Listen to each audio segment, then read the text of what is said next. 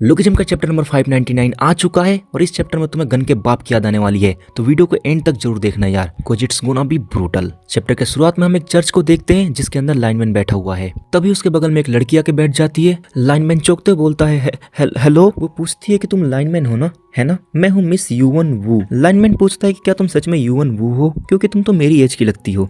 Miss किम हंसते हुए कहती है अपने आप को देखो, ये फ्लर्टिंग तुम्हें एक दिन परेशानी में डाल सकती है। लाइटनिंग चोई, उन्होंने तुम्हें यहाँ भेजा है ना? लाइनमैन कहता है यस मैम, मास्टर ने कहा कि ये मैं तुमको दे दूं। उन्होंने कहा आप समझ जाओगे जब आप इसे देखोगी। और वो मिस किम को एक टेप देते हुए पूछता है आखिरकार ये है क्या?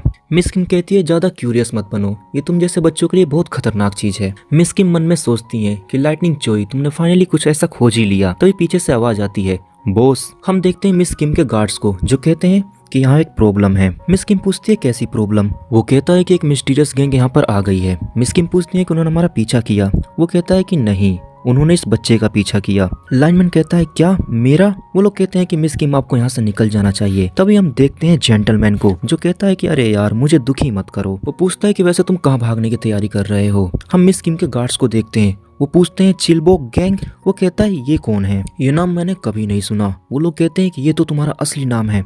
हमें इंट्रोड्यूस करा जाता है जेंटलमैन से जो कि फिस्ट गैंग का एक मेंबर है। वो कहता है कि ये तो अच्छा हुआ कि मैंने इस बच्चे का पीछा करवाया, मैंने सोचा नहीं था कि ये इतना अच्छा गाइड बनेगा। थैंक्स टू हिम हम फाइनली तुमसे मिल पाए। मिस किम कहती है कि मुझे पता था कि एक दिन तुम मुझे खोज लोगे, लेकिन ये नहीं सोचता कि वो दिन आज होगा। मुझे लगता है कि तुम लोगों ने भी एक्शन लेना स्टार्ट कर दिया है। लाइनमैन चिल्लाते हुए कहता है ये मेरी गलती है, मैं भी लड़ाई करूंगा। मैं भले ही ऐसा दिखता हूँ लेकिन मैं लड़ सकता हूँ। मिस किम कहती है कि जैसे ही फाइट स्टार्ट हो ये टेप लो और यहाँ से भागते बनो, बड़े यहाँ पे सारी चीजें संभाल लेंगे। मिस किम सोचती है कि जेंटलमैन वो बहुत ताकतवर दुश्मन है। वो कहती है कि मुझे माफ करना तुम्हारा हमेशा इस्तेमाल करने के लिए, और वो टॉम ली को मैसेज करती है हेल्प मी। सीन शिफ्ट होता है और हम एक पुलिस वाले को देखते हैं जो कि चिल्लाते हुए बोलता है मेरी बात सुनो, मेरी बात सुनो, ऑल फोर्सेज हमें मदद की जरूरत है, हम टॉम ली को नहीं रोक सकते। और उसके बाद हमें दिखाया जाता है ये जानवर जो पुलिस वालों को मार रहा होता है। हम एक ऑफिसर को देखते हैं जो कि कहता है कि हम यहाँ टॉम ली से लड़ रहे हैं, जो भी हो सके वो करो। तभी टॉम ली उसको कमर से पकड़ के उसकी गर्दन मरोड़ देता है। What the hell? He is angry now. Tom Lee कहता है फर्स्ट जनरेशन, तुम्हें ऐसा क्यों लगता है कि हमने तुम्हें यहाँ पर घूमने दिया? क्योंकि ये क्यूट लगता था तुम लोगों को एक दूसरे से खेलते हुए देखकर। और वो एक पंच में 3 पुलिस वालों के पेट फाड़ देता है। Man oh man, this guy is a monster. Tom Lee कहता है कि हमें बड़ा ही क्यूट लगता था जब तुम लोग एक दूसरे को किंग बुलाते थे। और वो एक पुलिस वाले का हाथ लिटरली बीच से काट देता है अपने दांतों से। Man it's so over, how do you suppose to fight this guy? Police वाले कहते हैं कि वो आ रहा है, द अल्टीमेट किंग आ रहा है। टॉम ली भाई अपना पंजा जमीन पे जमाता है जिससे जमीन टूट जाती है और वो पुलिस वालों की तरफ दौड़ता है। और अभी भी उसके हाथ में ठाकुर का कटा हुआ हाथ है। अगर भाई मैं वहाँ पे पुलिस वाला होता और मैं इस चीज को देख लेता तो मैं वहाँ एक सेकंड में नहीं रुकता।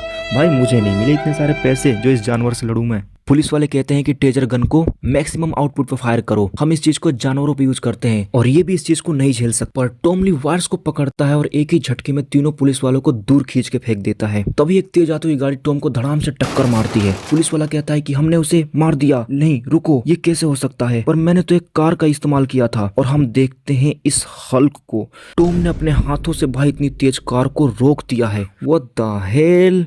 भाई ये हल्क मार्वल का यूनिवर्स छोड़ के इस यूनिवर्स में क्या कर रहा है? उसके बाद टॉम ली एक ही घूंसे में कार का कांच और उस बंदे का मुंह दोनों एक साथ तोड़ देता है।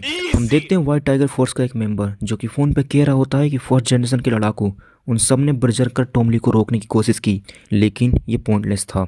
और हम ये लाशों की ढेर देखते हैं भाई। वो कहता है कि प्री जनरेशन का किंग गैब्रियोन किंग के फिस्ट गैंग का मेंबर अभी बूढ़ा नहीं हुआ है। टॉम ली पुलिस वालों की एक कार लेके वहां से निकल जाता है। उसके बाद सीन चेंज होता है और हम देखते हैं वर्कर्स का प्लास्टिक सर्जरी टावर। वहां पर एक बंदा अपने घुटनों के बल गिर जाता है।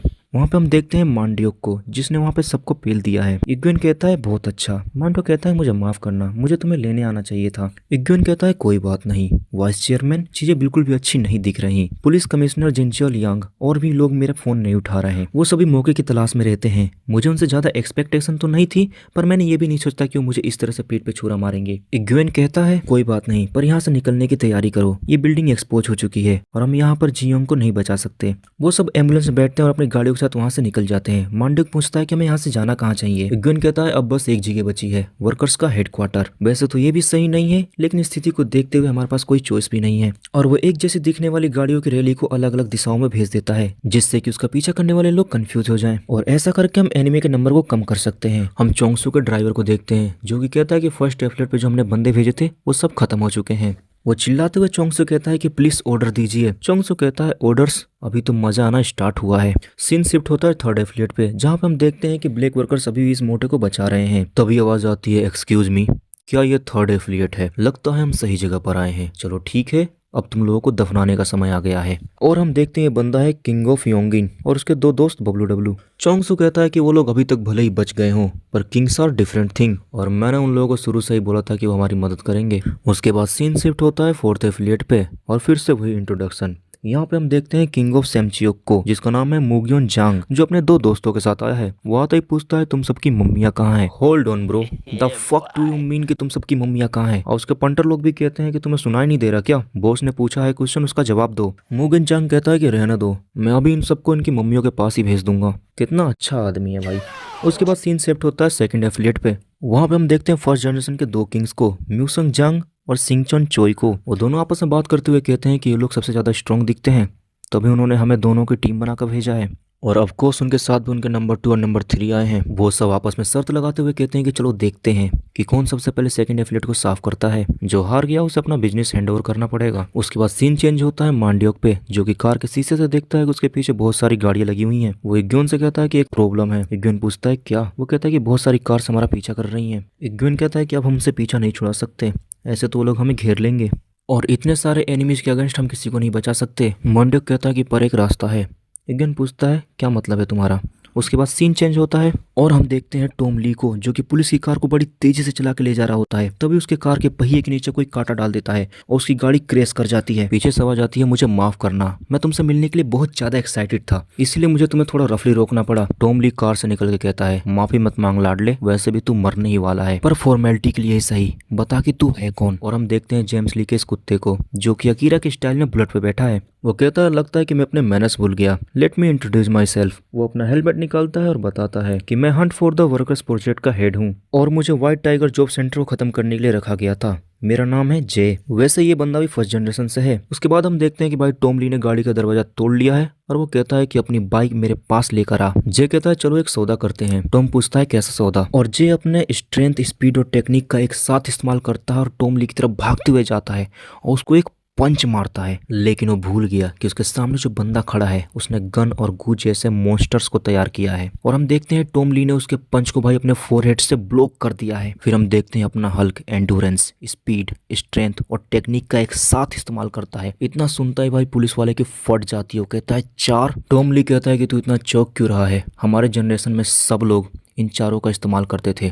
और इतना जोर का घूंसा उसके मुंह पे मारता है भाई कि एक ही घूंसे में वहीं फैल जाता है और आयते की तरह। और यहीं पर ये चैप्टर खत्म हो जाता है। तो अगर यार तुमने वीडियो एंड तक देखा है तो चैनल को सब्सक्राइब करके वीडियो को लाइक कर देना यार। मैं रात को 2 बजे बैठ के वीडियो बना रहा हूँ, तो प्लीज यार चैनल को सब्सक्राइब कर देना। तुम्हें तो बस अपनी उंगलियां चलानी है, तुम अपनी उंगलियां चलाओ, मैं अपना जुबान चलाता रहूंगा।